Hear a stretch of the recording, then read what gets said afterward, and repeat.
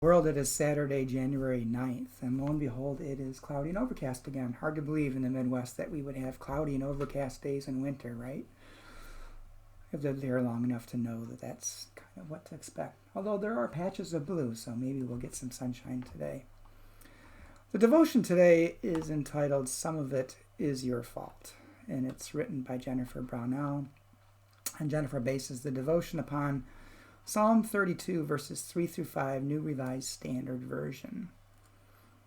While I kept silence, my body wasted away through my groaning all day long. My strength was dried up as by the heat of summer. Then I acknowledged my sin to you, and I did not hide my iniquity. I said, I will confess my transgressions to the Lord, and you forgave the guilt of my sin. And Jennifer's devotion. There is so much wrong with the world, and some of it is your fault. The earth is collapsing under the weight of so many of us using up everything we want as fast as we want, and you just drank a cup of coffee from a disposable cup. People are really actually starving right in your own town, and you continue to buy groceries for your own family as if this were not happening. Governments are taken over by thugs, and you are too busy or cynical to vote. There is so much wrong, and some of it really is your fault. The curse of being human is knowing this. The blessing of being human is having a choice about how to respond to this knowledge. You can pull the covers over your head, groan softly, and gradually waste away from the helpless and enervating guilt of it all, or you can start here. Roll out of your bed and kneel beside it. Open your mouth not to groan for once, but to speak out loud. Tell your fault to the Holy One so that it no longer weighs you down, no longer weakens your body and soul, no longer keeps you trapped in the prison of your own making. Remember that while some of it is your fault, not all of it is. Then stand up. There is so much wrong with the world, and you have work to do. And the prayer. O Most High, help me speak and then to move from confession to action. Amen. Well, when I first read this devotion, I was taken back to my sense of Catholic guilt that I was raised with. And I didn't really like this devotion at first.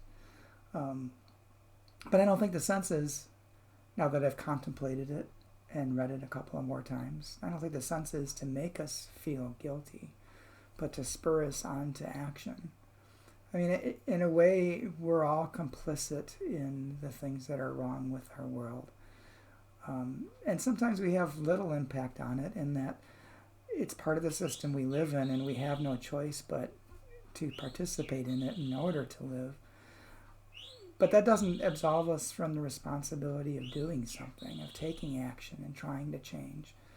Even making little decisions about trying to do things differently.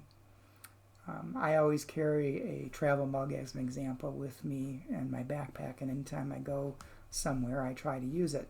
Of course, during COVID now, they are not using refillable mugs. You can only get the disposable kind. So what am I to do? I'm trying, little by little.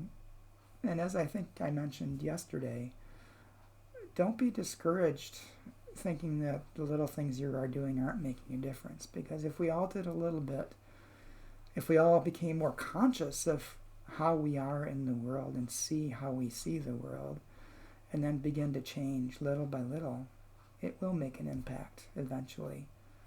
So don't wallow in guilt. I would also say don't wallow in ignorance as well of how you live and the impact it has on the world. But pray for strength to get up and do something and to change and to begin to make this world a better place, one little thing at a time. It's the only thing we can do. And maybe by working together, we can become a movement and really make a big change. And I think becoming a movement is becoming community, which is how God intended us to be and to live in community. It's all about what Jesus taught. So chew on that today and don't wallow in guilt, but embed yourself in prayer and get up and begin to do what you can with what you have, with where you are. Hope you'll join us tomorrow for our Facebook Live worship at 10:30. We actually begin about 10:15 or so with music, and then announcements at about 10:27, and then as soon as the announcements are done, our live worship will begin. If you happen to miss it, it is saved on Facebook for later viewing. I also save it on our YouTube channel, and I also send links out to people who are on our distribution list. So you can email me or text me your email, and I can add you to that list, and you will receive all of our blasts and newsletters and links to things like this, the Daily Devotion, as well as our worship services on Sunday. Take care, and I hope you have a good day.